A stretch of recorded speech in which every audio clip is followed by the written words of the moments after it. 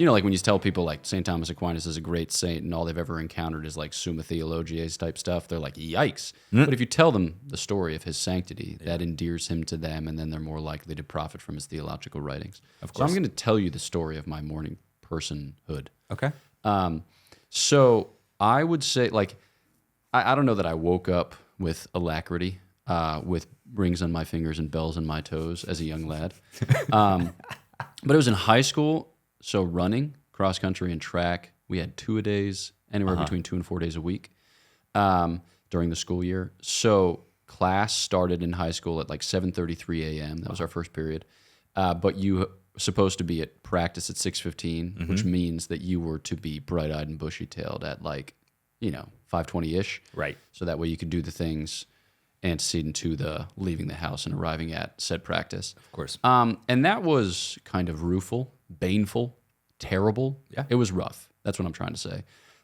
It took me a while to get there because I began anticipating the early alarm, and then that cast a pall over the day. Yeah. It cast a pall over the evening and the night, and it would sometimes kind of strike a little bit of fearful anxiety into the core of my being, thus making it such that it was hard to sleep in general.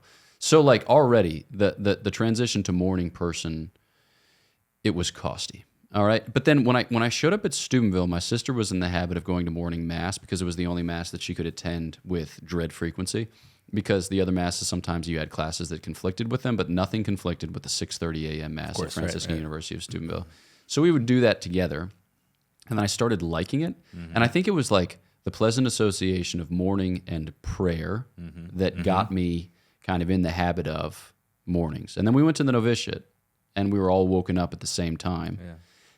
And then that, association of morning and prayer continued. And then I just found myself kind of like drunk on the delicious liqueur, which is the morning lights, the morning ambiance. There's something about the quality of the morning, which is, in my experience, plentiful. Yeah. So that's like kind of how I came to it, without making a judgment as to better or worse, whether everyone needs to be or not. But for me, it was like a kind of discovery of a certain virginal experience of my day, untouched, uncontaminated, and just wonderful, that commended it to me. And so that's where I am at this point. But it sounds like you're more of a night owl, or it sounds like you're at the very least not a morning person. Yeah. No, I grew up as a night owl. Okay. Like I remember, like, as a young kid, kind of staying up to watch Jay Leno's headline segment, like late night TV. And I've kind of like nod off and fall asleep ahead of time, but I always wanted, like, that was like something, staying up to watch like SNL, those types of things. 90s Saturday Night Live was fantastic. Chris Farley, one of the best. Yeah. But I don't know. So just like, I always remember growing up, and it was just like, I could stay up late. And I had always done that, throughout college and things like that. So like my natural disposition was always to be awake at the nighttime. And I remember growing up, like, we'd always go to the latest mass on Sundays. It was like an 11:30 mass. It was like, that was our mass. It was like the late mass. Yep. And we would choose kind of the latest possible option in the morning for anything. And just to like have that kind of rhythm built into you is like, okay, you try to get as much sleep as you can so that you can stay up late, or those types of things. And that was just a rhythm. So for me, it's pretty much a natural disposition. I can stay up late and it doesn't bother me. It doesn't faze me.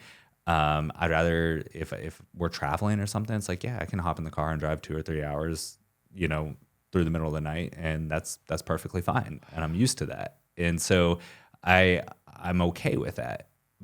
But I have, as of last 2 years, 3 years or something, I've kind of recalibrated in a sense and have really kind of prioritized mornings. I've talked about this, I think, with episodes with you. It's my natural dispositions for the night, but I recognize that my best prayer is always in the morning. Yeah. I pray best in the morning. So it's really difficult when something that I have to have is part of my like day, like it's the air I breathe, is my prayer, and it doesn't match with my natural disposition. So I have to prioritize morning prayer, even though it doesn't match with like when I'm naturally always awake. And that was a really difficult shift in trying to make that work.